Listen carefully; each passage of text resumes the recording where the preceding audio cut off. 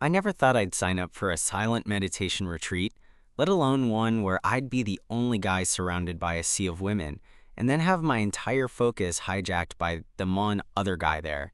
Honestly, I went because I needed a break from the city's chaos and my own noisy brain, not because I was looking for romance. But life, as it turns out, has a way of messing with your plans in the most unexpected ways.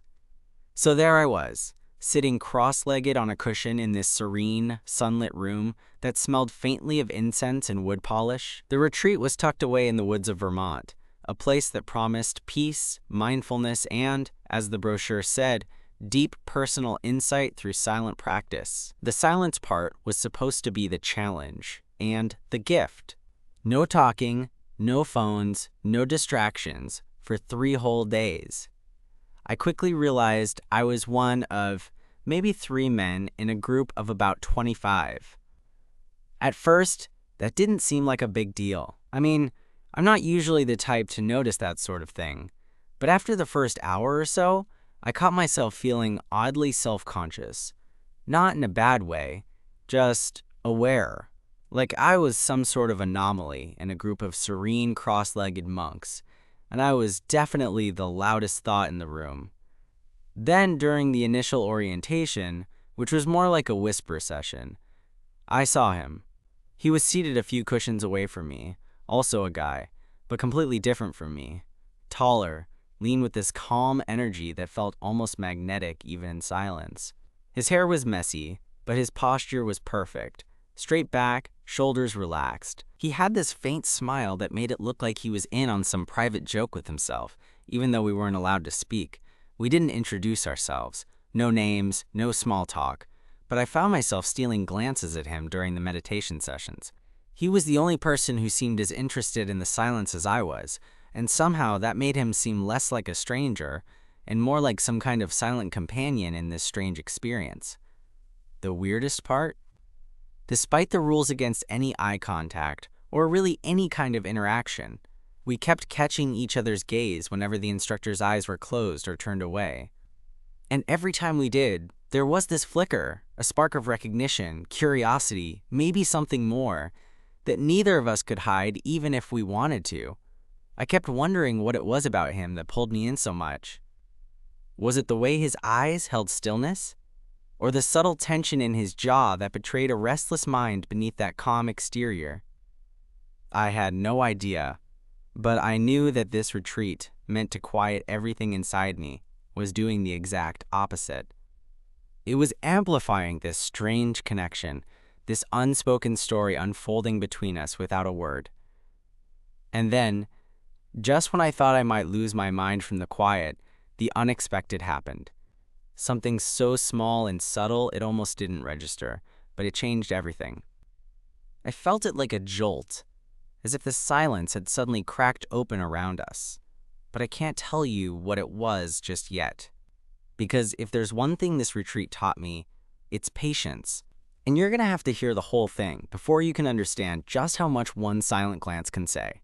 That moment, the one that felt like the silence cracked open, happened during the evening meditation on the first day. We'd been sitting for what felt like forever, eyes closed, trying to focus on our breath amid the quiet that was so thick it almost pressed in on you. The instructor's voice had faded to a soft hum, then disappeared entirely.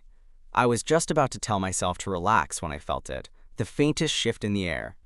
My eyes fluttered open, just a crack, and I knew instantly he'd done the same. His gaze found mine across the room, and for a heartbeat, the silence between us felt electric. It was nothing more than a look. No words. No movement besides that slow, deliberate exchange.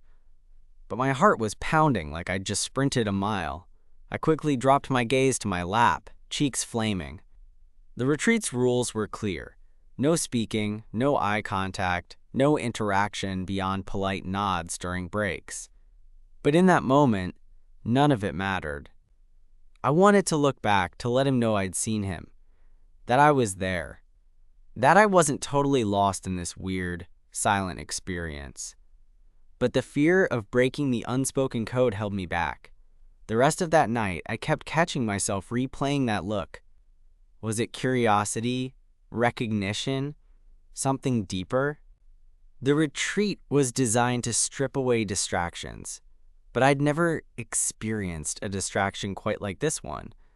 The next morning, things felt different. The usual awkwardness of being the only guy aside, we somehow had an unspoken truce. No forced silence between us, but this shared understanding that we didn't really belong there alone. During breakfast, I sat at a long wooden table with the other participants, all quietly eating, some stealing glances at the windows outside, others with their heads bowed in quiet contemplation. I caught his eye briefly once again.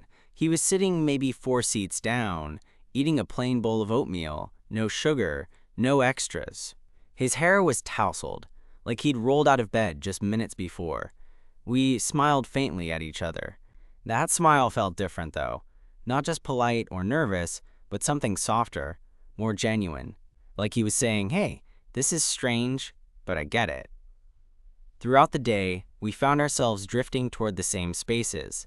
The meditation hall, the quiet garden, the little kitchen where we refilled water bottles. Always careful to avoid breaking the rules, yet the magnetic pull was undeniable. It was like 2 planets orbiting silently, but inevitably moving closer. By the afternoon, the tension was almost unbearable. I'd catch him watching me from the corner of his eye, and I wondered if he was feeling as caught up as I was. At one point, during a guided walking meditation through the woods, we ended up side by side on a narrow path. The forest was alive with the crunch of leaves underfoot, the occasional bird call, and the silent rhythm of our steps. Normally, walking meditations were about being present with yourself, but every few seconds I'd glance over and catch his eyes, bright, steady, and searching. I wanted to reach out, to say something, anything, but the silence pressed in heavily, like a thick glass wall. Instead, I settled for mirroring his pace, hoping the shared rhythm would somehow bridge the gap. When we paused by a small wooden bench overlooking a pond, he finally did something unexpected. He reached into his backpack and pulled out a small notebook and a pen. He scribbled something quickly, and then, with a cautious glance around, he slid the notebook toward me on the bench. My heart raced. I opened it carefully, as if it were the most fragile thing in the world. There, in neat, simple handwriting, I read, I don't know why we're the only 2 guys here, but I'm glad of it. This silence is easier to bear when I'm not alone. I looked up, and he gave a little nod. I smiled and grabbed my own notebook from my bag. For a moment, I felt like I was betraying the whole point of the retreat, communication through silence. But honestly, it felt like the most honest thing I could do. I wrote, me too. Honestly, I'm terrible at this silent thing. But with you, it feels less like punishment and more like something I actually want. He read it, his eyes lighting up just enough to see before he looked away shyly. That small exchange changed everything. Suddenly, the silence didn't feel like a wall. It felt like a secret language we shared, a quiet rebellion against the loneliness that the retreat's silence was supposed to impose. From then on, our notes became a lifeline. We passed the notebook during breaks, scribbling thoughts, jokes, even questions. We were still quiet, still respectful of the rules, but in our own way, we were connecting deeper than I'd ever expected to connect with someone in 3 days. There was something intensely intimate about exchanging these words in the middle of nowhere, surrounded by strangers who had no idea what was happening between us.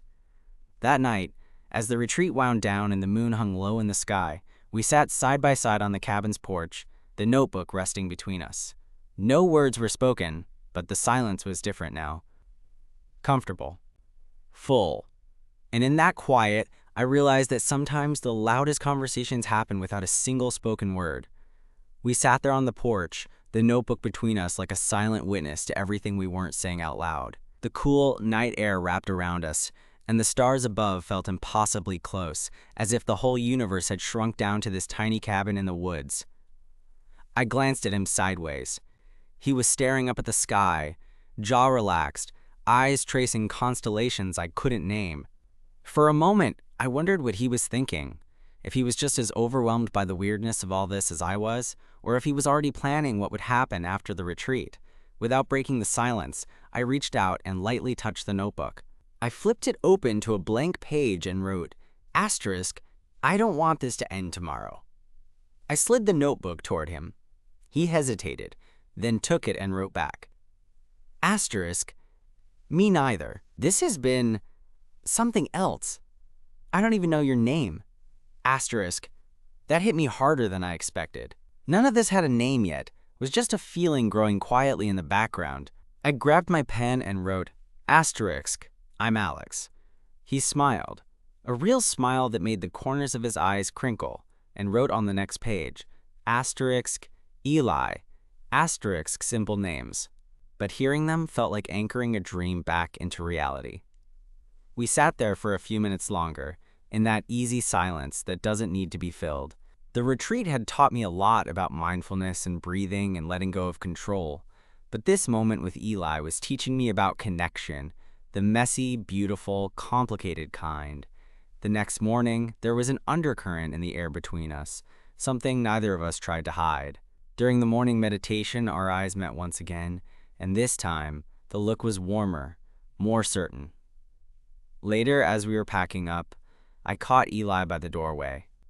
The retreat was ending, and the thought of hours on the road back to the city made me want to stay in this bubble a little longer. He pulled out the notebook one last time and wrote, "Asterisk, coffee after this?" I promised not to break the silence. I laughed quietly and wrote back, "Asterisk, deal."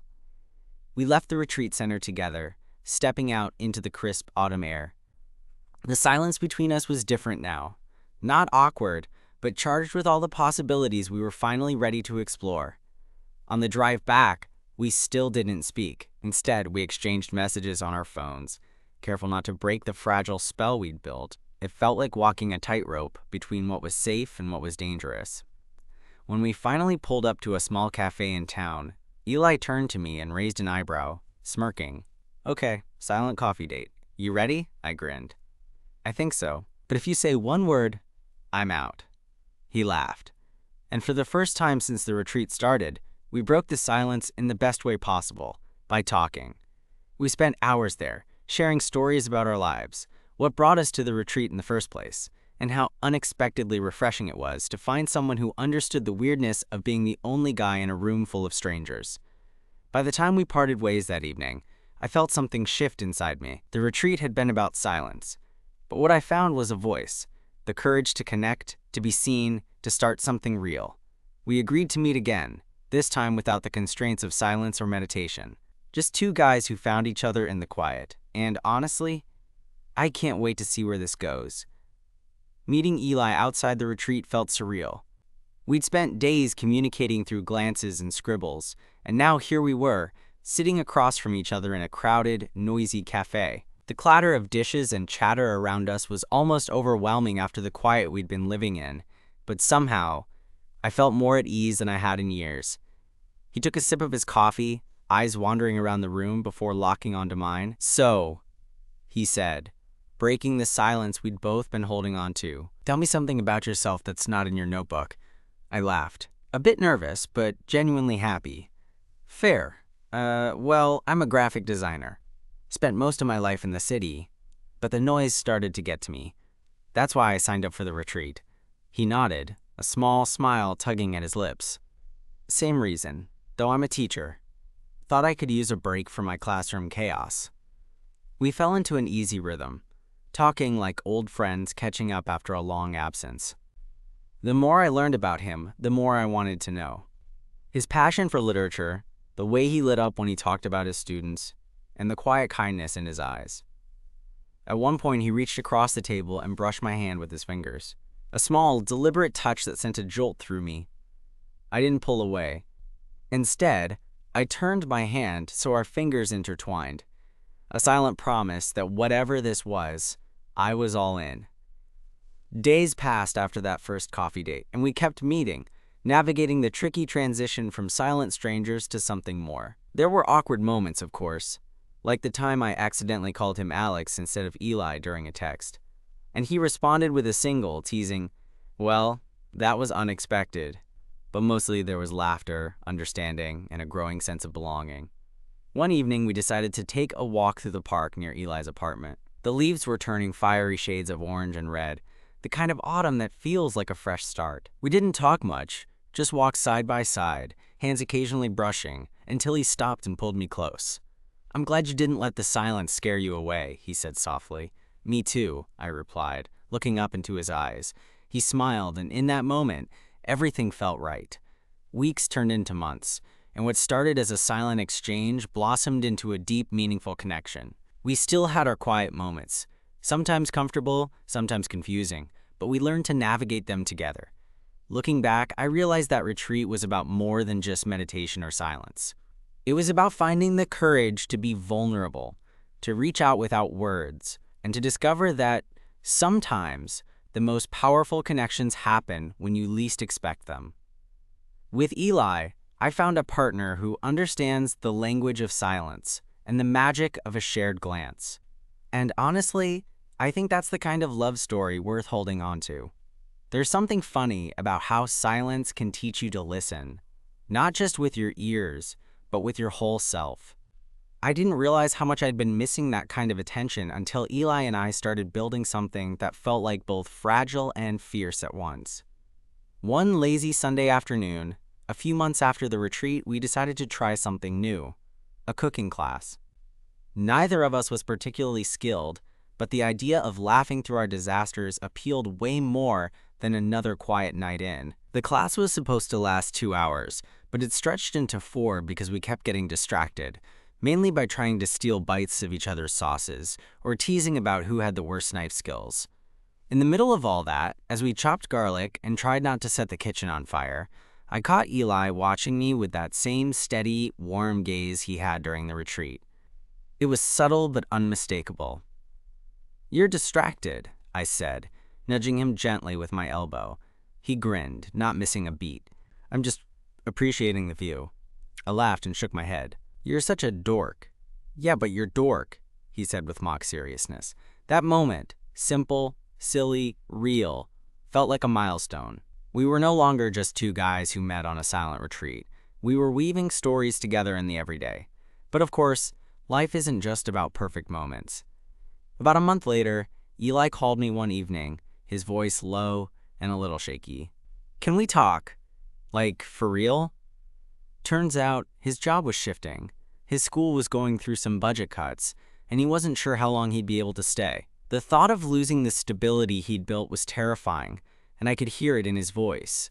We met up that night, sitting on the floor of my apartment with half-empty takeout boxes between us. He was quiet for a long time, and I just held his hand, letting him know I was there. "I don't want to lose this," he finally said, voice cracking. "Hey," I said, tightening my grip. "You're not losing anything. We're in this together, whatever comes." He looked at me then, eyes glistening in the dim light, and for the first time, I saw a vulnerability that went beyond words or notebooks. That night, we stayed up late, talking about fears and hopes, about the future that suddenly felt uncertain, but still ours to shape. It wasn't easy, but it was real, messy, imperfect, and deeply human. The weeks that followed were a whirlwind of uncertainty, but also moments of fierce joy. We found ways to support each other, sharing small victories, comforting defeats, and always returning to the quiet understanding that had brought us together. There was a beauty in that, in knowing that love isn't always about grand gestures or perfect timing. Sometimes it's about showing up, over and over. One chilly evening, as we were walking home from dinner, Eli slipped his hand into mine. It felt like the world had paused for a second, the city noise fading into the background. "I'm glad we didn't let the silence scare us away," he said softly. I smiled, squeezing his hand. "Me too." And in that moment, I knew that no matter what the future held, whether steady days or wild storms, we'd face it side by side. Because sometimes, the quietest beginnings lead to the loudest hearts. After that night, things settled into a rhythm that felt both steady and new. Eli and I were no longer just two guys who'd met in silence. We were a team navigating the unpredictable noise of real life together. But, as with any relationship worth writing about, it wasn't all smooth sailing. One Thursday evening, about 6 months in, Eli showed up at my apartment visibly tense. He didn't say much at first, just dropped his bag near the door and sank onto the couch beside me, his fingers idly fiddling with the sleeve of his sweatshirt. I waited him out, giving space because sometimes that's the only thing you can do. Eventually, he exhaled sharply and looked over at me. "Can I tell you something? And please don't freak out." I smiled softly. "Try me." He hesitated, then said, I've been offered a job in Seattle. It's an amazing opportunity, but, well, you know, it's Seattle. The weight of those words hit me harder than expected. Seattle wasn't just another city. It was across the country, thousands of miles away. Suddenly, the space between us wasn't just metaphorical. It was real.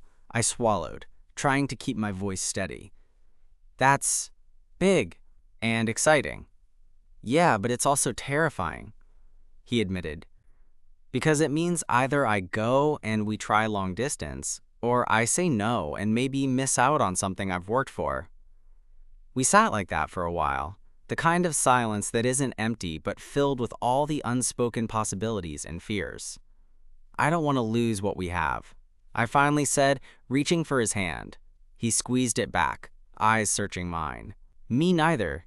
We spent the next few days talking, carefully, honestly, about what this meant for us. Could we handle the distance? Was what we had strong enough to survive the miles and time zones? There were no easy answers, just the messy process of figuring it out together. In the end, we agreed to give the long-distance thing a try. It felt like a leap into the unknown, but also an expression of trust and commitment neither of us took lightly. The first few weeks were a mix of video calls, late-night texts, and surprise care packages. It wasn't perfect. There were missed calls, time zone mix-ups, and moments of loneliness, but every conversation reminded me why Eli was worth it. One rainy night, while we were both on a call, he said something that stuck with me. You know, all this time apart, I miss your silence the most. It made me laugh because, of all things, silence was where we'd first connected. And even now, despite the distance, that shared quiet still spoke volumes. Eventually, I booked a trip to Seattle, eager to see him again in person. When I arrived, the city was draped in its usual mist, but Eli's smile cut through the gray like sunlight. We spent the weekend exploring the city, walking along the waterfront, sharing meals at tiny cafes, and sometimes just sitting together, savoring the quiet moments. On that last night, as we stood on a balcony overlooking the city lights, Eli took my hand and said, "No matter where we are or how far apart, us, it's worth it." I nodded, heartful. Exactly. The miles between us might be many, but the connection we'd built was something neither distance nor silence could break. And in the end, that's what love is all about. Finding someone who hears your silence, sees your soul, and stays anyway. Coming back home after that weekend in Seattle was harder than I expected. The city's familiar chaos felt distant somehow, like a soundtrack I wasn't sure how to listen to anymore. But Eli's words echoed in my mind. No matter where we are or how far apart, us, it's worth it. They gave me something steady to hold on to, even when the distance pulled at us like a tide. For the first few months, the long-distance thing was a whirlwind of emotions. Some days the connection felt effortless. We'd stay up late on video calls, sharing stories from our day, or just sitting quietly, letting the silence fill the space between us. Other days, the silence felt heavy, a reminder of the miles that separated us. I remember one particularly tough night. I'd had a brutal day at work, deadlines mounting, emails piling up, and all I wanted was to hear Eli's voice. But when I called, his phone went straight to voicemail, no message, just dead silence on the other end. I sat in my apartment, staring at my phone, the silence louder than ever. I wanted to text him, ask if everything was okay, but I hesitated, not wanting to seem needy or clingy. The space between us suddenly felt enormous. The next day, Eli called me first thing in the morning. "Hey." His voice was quiet but steady. "I'm sorry I missed your call last night. My phone died, and I was out of the house. I should have told you." Hearing him explain the small, human flaw in the perfect version of him I'd built up made me smile. "It's okay. I just missed you." There was a pause. Then he said, "I missed you too." It was a little thing, but it felt huge. Moments like that reminded me that relationships, especially long-distance ones, are about showing up, even when it's hard. Over time, we fell into a rhythm. We sent each other playlists, photos, random thoughts. We planned visits and dreamed about a future where the distance wouldn't exist anymore. One Saturday morning, Eli surprised me with a video call. He was grinning ear to ear, holding up a plane ticket. "Book my flight. I'm coming home for good." I stared at the screen, disbelief and joy crashing through me all at once. "Are you serious?" "Absolutely. I don't want to do this long-distance thing anymore. I want to be here. With you." I laughed, the kind of laugh that squeezes your chest and makes your eyes water. "You have no idea how much I want that." When he arrived a week later, standing in the airport terminal with that goofy, relieved smile, I knew everything was about to change. We hugged like we'd never want to let go, the kind of hug that speaks of longing and hope and all the months spent apart. Moving in together was a mix of excitement and chaos. There were cartons to unpack, arguments over where to put the couch, and more than a few moments where we just stared at each other in disbelief that this was real. One night, after a dinner we cooked together, kind of a disaster, but we laughed through it. We sat on the couch, fingers intertwined. Eli looked at me and said, "You know, I never thought a silent meditation retreat would lead me here." I smiled. Neither did I, but I'm glad it did. He leaned in, brushing his forehead against mine. "Me too." That quiet moment, filled with all the noise that life throws at us, felt like the start of something new, a chapter that was ours, written in laughter, silence, and everything in between. And honestly, I wouldn't have it any other way. Months passed, and living together settled into a kind of beautiful normalcy, the kind that feels effortless but is really built on small acts of care and understanding. We learned each other's rhythms, how Eli likes his coffee black, how I can't sleep without the window cracked open a bit, the way he hums softly while cooking, the lazy Sunday mornings we spend tangled up in blankets and quiet conversation. One evening, not long ago, we found ourselves back at the retreat center. It was the anniversary of that first silent meditation weekend that brought us together. We'd both taken a few days off work to escape the city noise again, this time as a couple in every sense of the word. Sitting cross-legged on those familiar cushions, surrounded by a new group of people settling into silence, I caught Eli's eye and smiled. No words needed. The silence between us was comfortable, full of everything that had grown in the spaces where we once only shared glances and scribbled notes. When the session ended, we walked outside into the crisp evening air. The sun was setting, casting a golden glow over the trees. Eli took my hand, and we just stood there, fingers intertwined, watching the world quiet down. "I'm grateful for that weekend," I said softly. "For the silence, and for you." He squeezed my hand gently. "Me too. It's funny, isn't it? How silence can speak so loudly." We laughed quietly, and in that moment, I realized something.